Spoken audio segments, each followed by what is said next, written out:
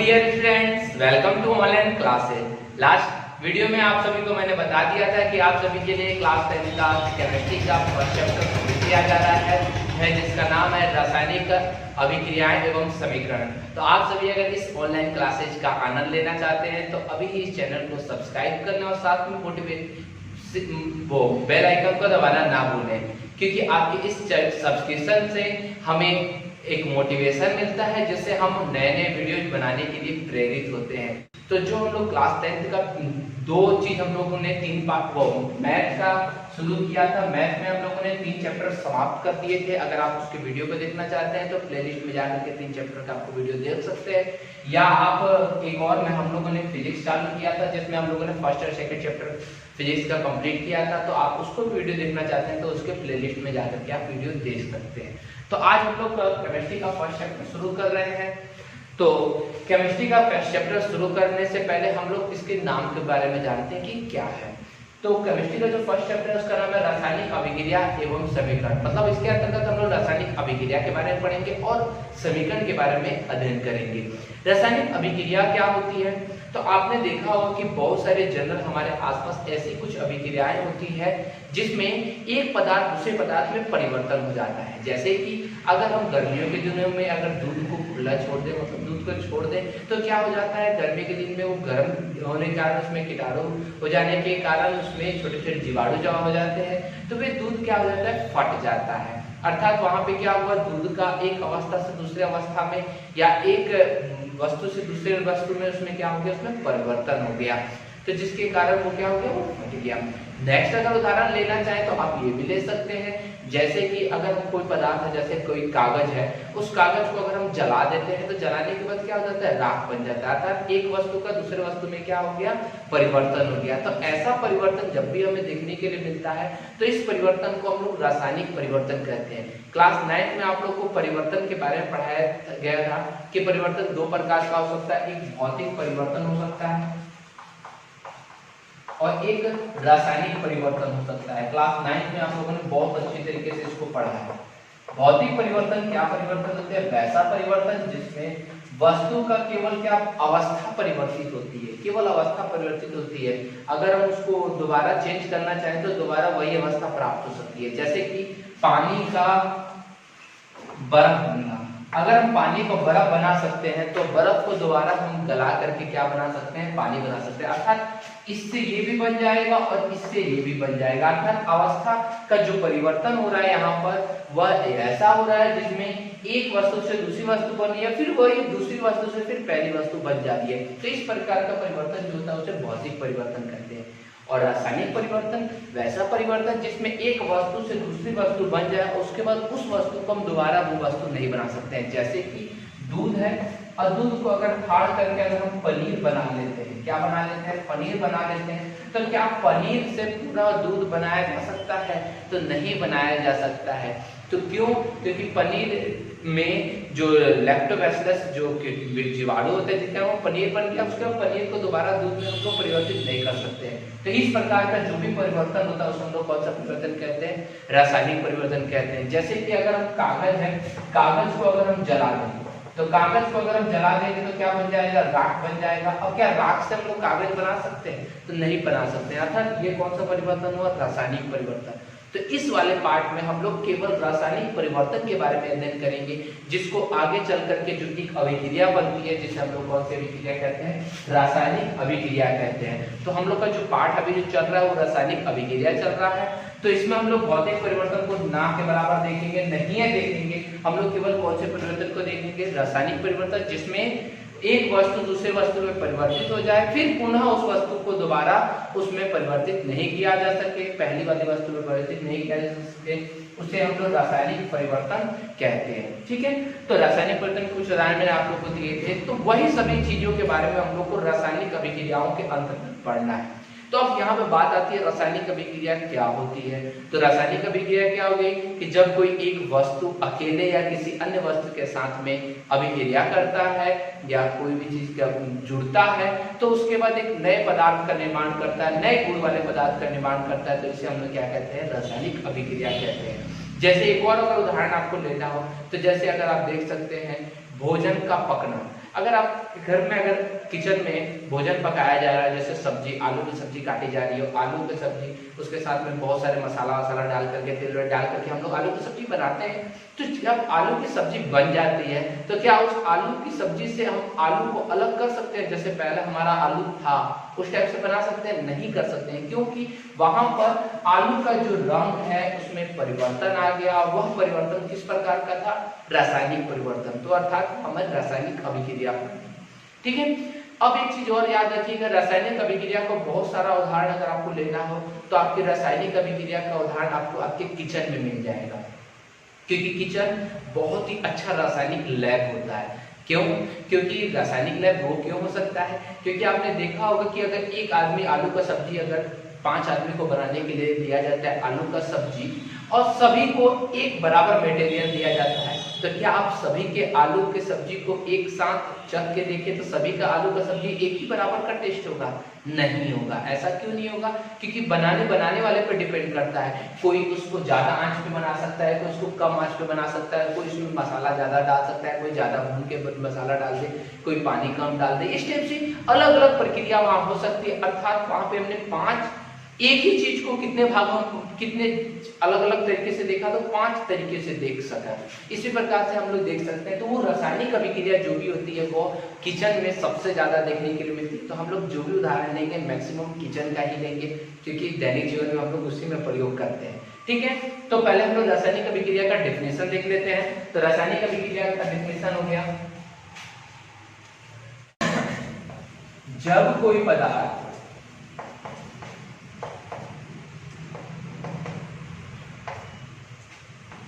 अकेले या किसी अन्य पदार्थ, अकेले भी हो सकता है या किसी अन्य पदार्थ से अभिक्रिया करके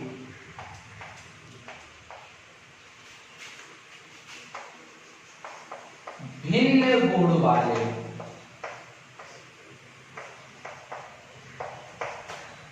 नए पदार्थों का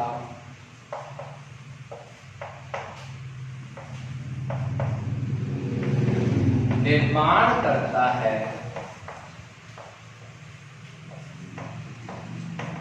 तो इसे रासायनिक अभिक्रिया कहते हैं।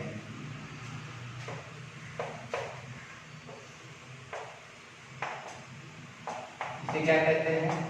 रासायनिक अभिक्रिया कहते हैं, ठीक है। रासायनिक अभिक्रिया किसे कहते हैं? तो जब कोई पदार्थ, कोई एक पदार्थ हो या किसी अन्य पदार्थ से, जब कोई पदार्थ अकेले या किसी अन्य पदार्थ से अभिक्रिया करके भिन्न गुण वाले नए यौगिक का निर्माण करता है, नए पदार्थ का निर्माण करता है, तो हम लोग क्या कहते हैं? रासायनिक अभिक्रिया कहते हैं। अब जैसे कि अगर उदाहरण के तौर पे अगर लिया जाए तो हम लोग ले सकते हैं दूध से पनीर बनना। तो हम लोगों ने यहाँ देखा कि दूध जो है वो अकेला है और उसमें हम लोग क्या करते हैं? छेना का पानी डाल देते हैं। जब छेना का पानी डालते हैं, गर्म दूध में जब छेना का पानी डालते हैं तो छेना का पानी उसमें से दूध को क्या कर देता है?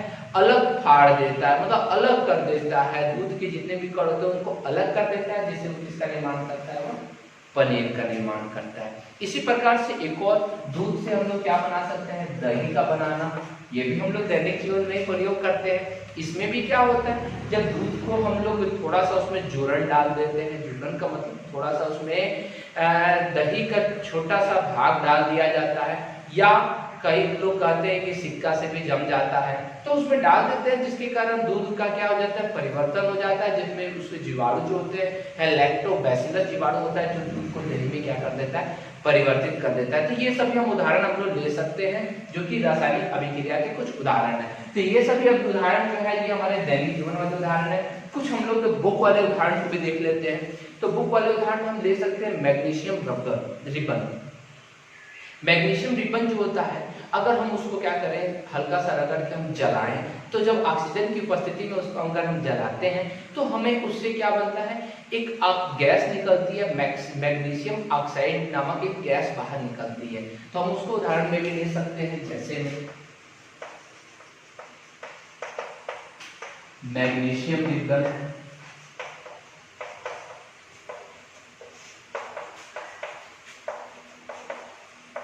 को जलाने पर, ठीक है, वायु की उपस्थिति में, को वायु की उपस्थिति में जलाने पर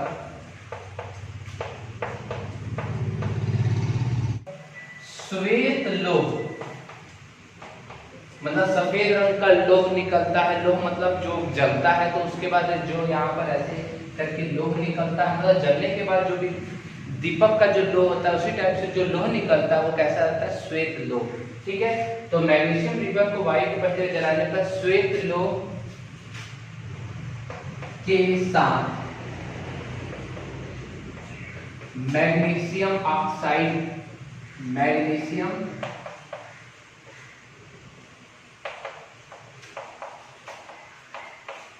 ऑक्साइड,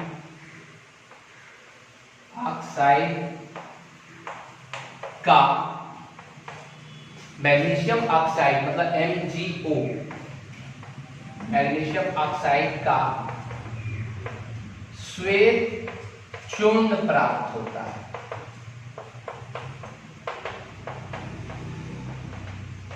मतलब हम जब मैग्नीशियम रिबन को जलाते हैं, मतलब मैग्नीशियम रिबन मतलब Mg, ठीक है, उसको किसकी उपस्थिति में जलाएं, वायु की उपस्थिति में। तो वायु की उपस्थिति में कौन सा वायु में कारक है जो जलने में सहायता करता है, तो वायु में ऑक्सीजन जो होता है वो जलने में सहायता करता है।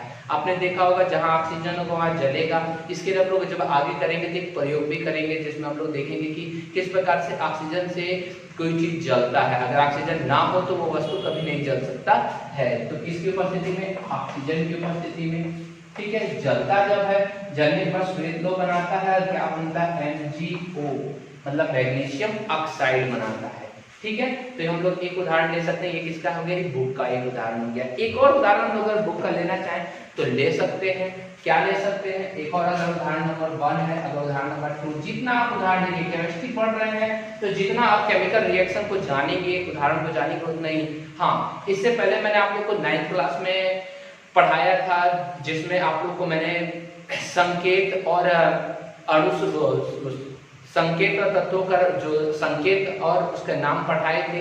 तो अगर वो आपने नहीं देखा है, जिसमें संयोजकता वाला पार्ट था, तो अगर वो वीडियो नहीं देखा है तो आप उस वीडियो को देख लें। या 9th की कॉपी में आप लोग को मैंने पढ़ाया था जिसको हम लोग बेसिक में हम लोग पढ़ेंगे।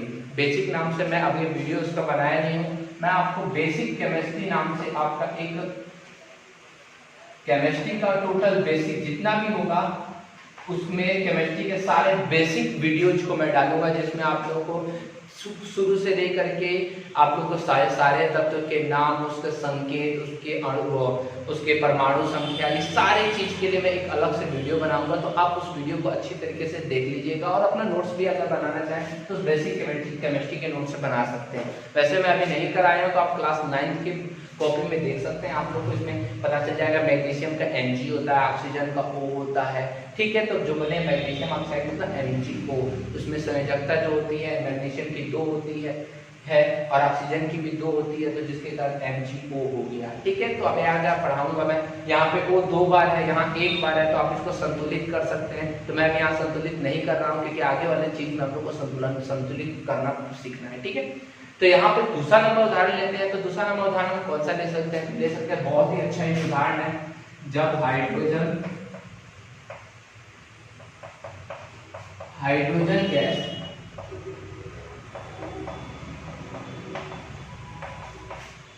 को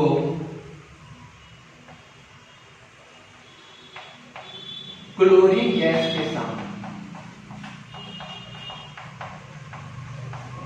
हाइड्रोजन गैस को क्लोरीन गैस के साथ सूर्य के प्रकाश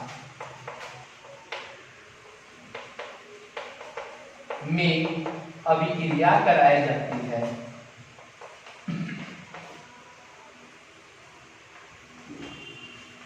अभिक्रिया कराई जाती है तो क्या बनता है? Hydrogen chloride, hydrogen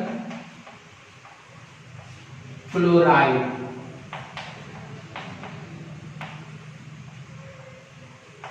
hydrogen chloride HCl, hydrogen chloride को क्या कहा जाता है? HCl कहा जाता है। इसके मैंने आप लोग को उसमें पढ़ाऊंगा, ठीक है। हाइड्रोजन क्लोराइड बनता है, ठीक है। कैसे बनता है? तो हाइड्रोजन गैस है तो हाइड्रोजन गैस का H2 होता है, और क्लोरीन गैस है, क्लोरीन का Cl2। जब दोनों आपस में अभिक्रिया करते हैं तो H2 और Cl2 दोनों मिलकर क्या बनाता है? HCl बनाता है, ठीक है। तो यहाँ पे दो अभिक्रिया हम लोगों ने देख ली जो कि रासायनिक अभिक्रिया के लिए दो एग्जाम्पल है, ठीक है। अब हम इन दोनों अभिक्रिया को थोड़ा सा आप लोग के लिए संतुलित भी कर देते हैं, क्योंकि इसके आगे का टॉपिक हम लोग को संतुलित भी पढ़ना है, ठीक है। तो Mg एक बार है, Mg एक बार है, O दो बार है, यहाँ O एक बार है, तो यहाँ पे आगे दो लगा देंगे। अब आगे क्यों दो लगाएंगे तो मैं नेक्स्ट वीडियो में जब आपको पढ़ाऊंगा तो बताऊंगा कि यहाँ दो क्यों लगा, ठीक है। फिर Mg यहाँ एक बार है, यहाँ Mg दो बार हो जा रहा है, तो यहाँ पर दो लगा देंगे। ये कैसे हुआ नेक्स्ट वीडियो आप इंतजार कीजिए, वहां पे आपको मैं संतुलित रासायनिक समीकरण जब पढ़ाऊंगा तो मैं आपको बताऊंगा कैसे ये लिखा गया, ठीक है। इसी प्रकार से यहाँ H दो बार है, Cl दो बार है, या H एक बार है, Cl एक बार है, तो यहाँ पर मैंने यहाँ दो लगा दिया, ठीक है। कैसे हुआ आगे की वीडियो देखिएगा। यहाँ पे मैं आपको ये दो नहीं सिखा रहा हूँ कि दो कैसे आया, बस आपको मैं यहाँ सिखा रहा हूँ कि रासायनिक अभिक्रिया किसे कहते हैं। तो कोई भी हमारे दैनिक जीवन में जितनी भी अभिक्रिया हो रही है उसमें अगर एक अवस्था से दूसरे अवस्था में परिवर्तन हो रहा है तो हम लोग क्या कहेंगे? रासायनिक अभिक्रिया कहेंगे, ठीक है। परंतु यह परिवर्तन किस प्रकार का होना चाहिए? तो रासायनिक परिवर्तन होना चाहिए, मतलब इसमें एक वस्तु से दूसरी वस्तु बन जाए तो उसके बाद उस वस्तु से दोबारा उस वस्तु को नहीं बनाया जा सके, तो वह हमारा कौन सा हो जाएगा? रासायनिक अभिक्रिया हो जाएगा। तो अच्छी तरीके से इसको देख लीजिए, उतार लीजिए। अब हम लोग नेक्स्ट जो है रासायनिक अभिक्रिया के गुण के बारे में अध्ययन करेंगे, तो अच्छी तरह से उसको उतार लीजिए। चलिए स्टूडेंट्स, अब नेक्स्ट टॉपिक है रासायनिक अभिक्रिया की विशेषताएं। तो रासायनिक अभिक्रिया की क्या क्या विशेषता है हम लोग इसके बारे में देखते हैं। तो हम लोगों ने अभी देखा था कि रासायनिक अभिक्रिया जो हो रही थी, जैसे Mg और ऑक्सीजन के साथ अभिक्रिया करके MgO बन रहा था। उसके बाद हम लोगों ने कागज को देखा था कि कागज जल करके क्या बन रहा था? राख बन रहा था। इस प्रकार से कई सारी अभिक्रिया हम लोगों ने अभी अध्ययन भी की थी, MgO बन रहा था, ठीक है। फिर उसके बाद से हम लोगों ने देखा था H2 है और Cl2 है, वो क्या बना रहा है? HCl बना रहा है, ठीक है। यही सब पढ़ा था कि नहीं हम लोगों ने। तो और भी बहुत सारे, जैसे कि दूध से हम लोगों ने क्या देखा था? पनीर देखा था। दूध से क्या बनते हुए देखा था? पनीर देखा था, ठीक है। तो इन सभी अभिक्रियाओं को एक एक करके ध्यान से आप देखिए, आपको रासायनिक अभिक्रिया की विशेषता पता चल जाएगी। पहला विशेषता अगर ध्यान से अगर आप देखें तो इन रासायनिक अभिक्रिया में अवस्था में परिवर्तन हो जाता है। मतलब रासायनिक अभिक्रिया में जो सामान्यतः देखा जाता है उनकी जो अवस्थाएं होती हैं उनमें परिवर्तन हो जाता है। जैसे कि दूध एक लिक्विड है, दूध एक द्रव है। जब दूध से पनीर बनाया जाता है तो पनीर क्या है? पनीर द्रव होता है? नहीं, ठोस होता है। अर्थात यहाँ पे हमने क्या देखा कि रासायनिक अभिक्रिया के फलस्वरूप अवस्थाओं में परिवर्तन हो सकता है। यहाँ पे जो द्रव है वो ठोस में बदल सकता है, या ठोस है तो द्रव में बदल सकता है, या मतलब उनकी जो अवस्थाएं तीन अवस्था आती है, ठोस, द्रव, गैस, इनमें कोई भी इंटरचेंजिंग हो सकता है, कोई भी परिवर्तन आ सकता है। तो पहला हम लोगों ने यहाँ देखा कि रासायनिक अभिक्रिया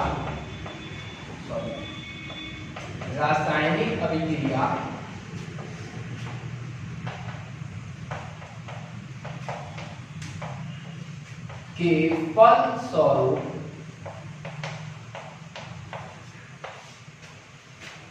अवस्था में परिवर्तन होता है।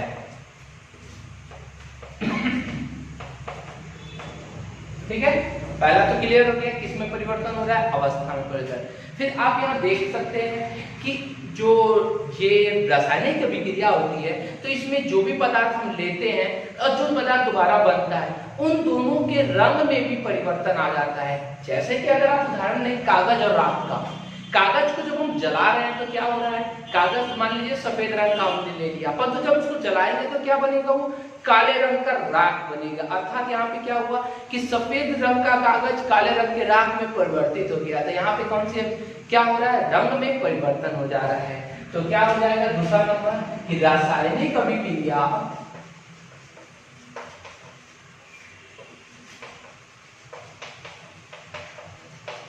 के फलस्वरूप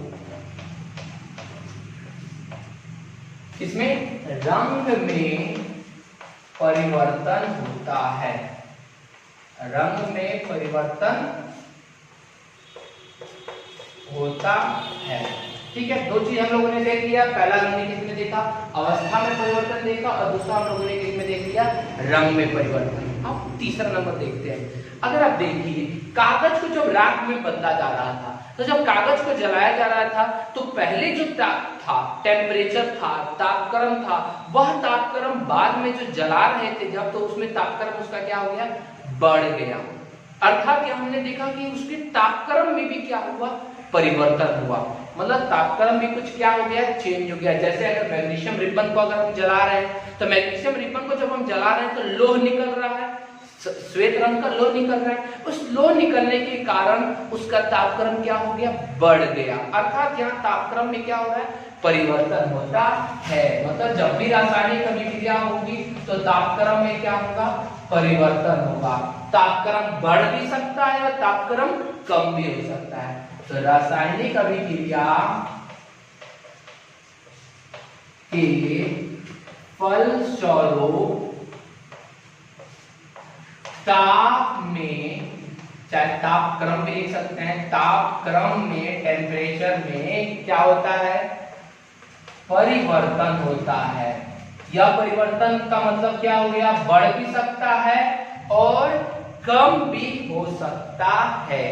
यह परिवर्तन किस प्रकार का हो सकता है बढ़ भी सकता है या कम भी हो सकता है। ठीक है, अब हम लोग चौथा देखते हैं। चौथा है हमारा अगर रासायनिक अभिक्रिया होती है तो उन रासायनिक अभिक्रिया के फलस्वरूप कुछ ना कुछ मात्रा में गैस बनती है। अर्थात यहाँ पे कुछ गैस का निष्कासन होता है। जैसे कि यहाँ उदाहरण देखें, अगर कागज को हम राख में जला रहे हैं तो जब कागज जलता है तो आपने देखा होगा कोई गैस बाहर निकलती है, वह काले रंग की गैस होती है। मतलब वहां पे अजीब टाइप का महक वाला गैस निकलता है जिसको हम सूंघ लेंगे तो बेहोश भी हो सकते हैं, या वह गैस जो होती है हानिकारक हो सकती है हमारे लिए। वो कौन सी गैस होती है CO2, मतलब कार्बन डाइऑक्साइड गैस होती है। अर्थात यहाँ पे हमने देखा कि कागज को जब जला रहे हैं तो कार्बन डाइऑक्साइड गैस निकली। इसी प्रकार से मैग्नीशियम रिबन को जब हम जलाते हैं तो यहाँ पर मैग्नीशियम ऑक्साइड की कुछ गैस रूपी वहां बाहर निकलता है। मतलब यहाँ पे हमको क्या रहा है गैस बाहर निकल रहा है। HCl जो है हाइड्रोजन क्लोराइड, ये भी एक प्रकार का गैस है, ये भी गैस है, ये भी गैस है। सूर्य के प्रकाश में जब इसको रखा जाता है तो HCl बनाता है तो ये भी एक प्रकार का क्या है गैस है। अर्थात ये भी जो क्या है गैस के रूप में परिवर्तित हो रहा है। मतलब यहाँ पे क्या हुआ तीनों में हम लोगों ने क्या देखा कि कुछ गैस बाहर निकलती है। फिर दूध से पनीर को जब बना रहे हैं तो आपने जब दूध से पनीर को फाड़ते हुए देखा होगा तो आपने देखा कुछ स्मेल बाहर निकलता है, कुछ अजीब टाइप का स्मेल बाहर निकलता है, तो वो सभी क्या है गैस का रूप है। अर्थात कोई रासायनिक अभिक्रिया होती है तो उसमें कोई ना कुछ क्या बनता है गैस बनता है। तो देखिए रासायनिक अभिक्रिया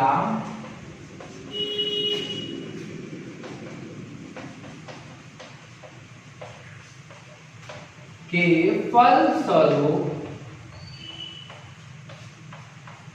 गैस का निष्कासन, गैस का निष्कासन होता है, गैस का निष्कासन होता है। ठीक है, तो यहाँ हम लोगों ने 3-4 चीज देखा जिसमें हम लोगों ने क्या क्या देखा। तो सबसे पहला देखा कि यहाँ अवस्था में परिवर्तन होता है, मतलब ठोस द्रव गैस आपस में क्या हो सकते हैं इंटरचेंज हो सकते हैं, कभी कभी नहीं भी चेंज हो सकते हैं। मतलब सामान्यतः देखा जाता है कि उनकी अवस्था में परिवर्तन हो जाता है। दूसरा उनके रंग में परिवर्तन हो जाता है, तीसरा उनके तापक्रम में परिवर्तन हो जाता है, और चौथा नंबर उनके गैस का क्या हो जाता है निष्कासन होता है, गैस बाहर निकलती है। तो ये चारों हम लोग का क्या है रासायनिक अभिक्रिया की विशेषताएं हैं। तो अच्छी तरीके से इसका नोट्स बना लीजिएगा। यहाँ तक आज हमारा जो पहला जो टॉपिक है, पहला जो हम लोग यहाँ पे इंट्रो पढ़ना था वो इंट्रो आपका समाप्त हो गया है। ठीक है, कल से हम लोग रासायनिक जो समीकरण है जो नेक्स्ट टॉपिक है रासायनिक समीकरण, इसके बारे में अध्ययन करेंगे। तो आप लोग अच्छी तरीके से इसको उतार लीजिएगा, नोट्स बना लीजिएगा, और आपको अगर समझ में आ गया होगा तो इसे लाइक कर दीजिएगा और साथ में कमेंट भी जरूर कीजिएगा और अधिक से अधिक शेयर भी कीजिएगा। ठीक है, आज के लिए इतना ही। अगले वीडियो में नेक्स्ट टॉपिक को लेके मिलेंगे। धन्यवाद।